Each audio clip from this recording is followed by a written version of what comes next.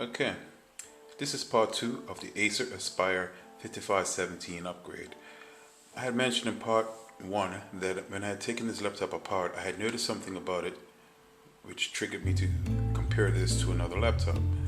What happened was, once I got into taking it apart, I started thinking that I did this before. It resembled another laptop really close, and I just couldn't figure out which laptop it was. The only other Acer laptop I've ever dealt with was the Acer Aspire 1, which is a netbook, so I knew it couldn't have been that.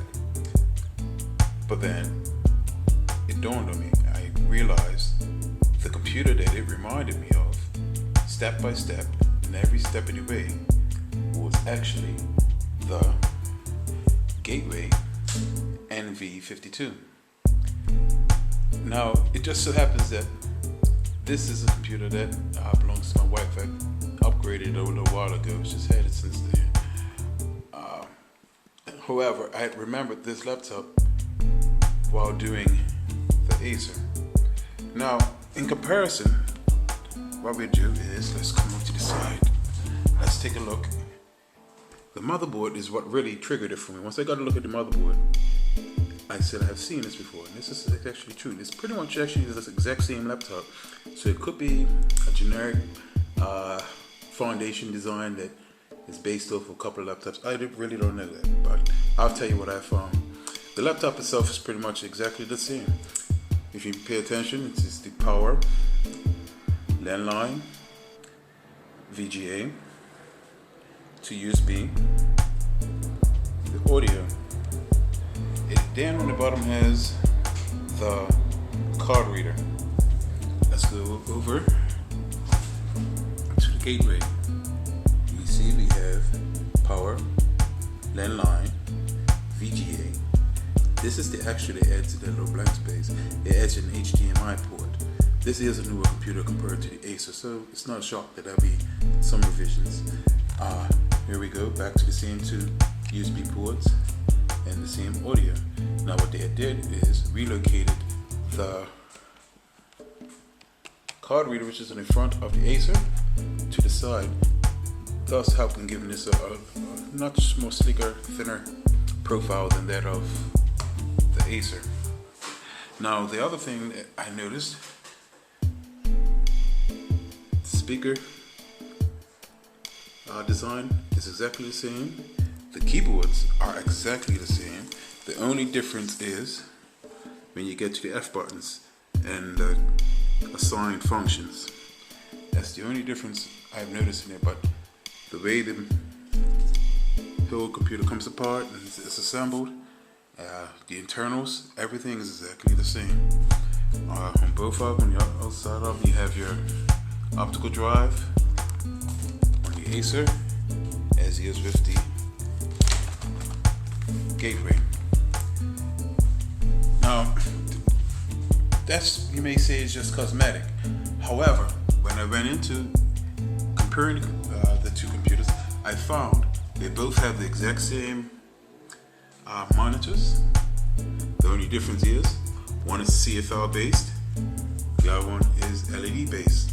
However, they are the exact same monitor, have the exact same resolutions. Everything else is exactly the same. They also both have the same graphics card, which is the ATI Radeon HD 3200. It's the same for here as well. ATI Radeon HD 3200. The similarities do not stop there either.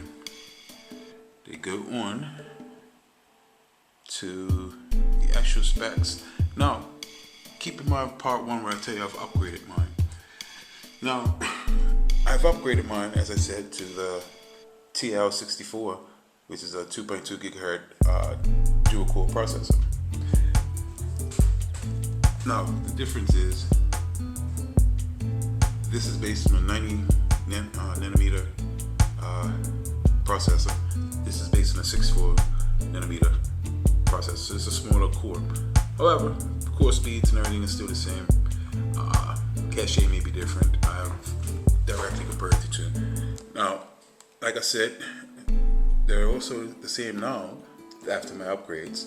4 gigabytes of RAM versus 4 gigabytes of RAM.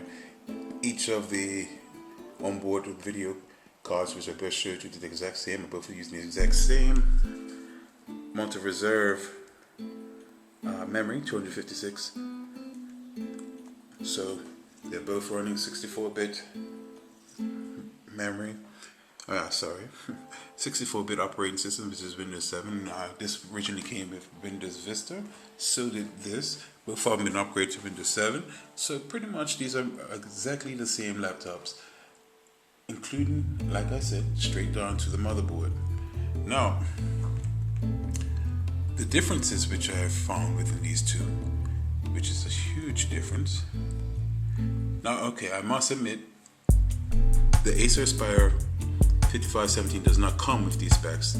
As in part 1, I told you I did my upgrades. Now, when I did these upgrades, I did not do it based off of the gateway. I actually did it on a balance of what was the most I could get without overdoing the heat process of running the battery life down, which is also why I went with the larger battery. I thought it was going to actually run the battery down a lot faster, so I went with a larger battery. Turned out not to be the issue. However, the end result is these two laptops are almost identical. However, this is the difference.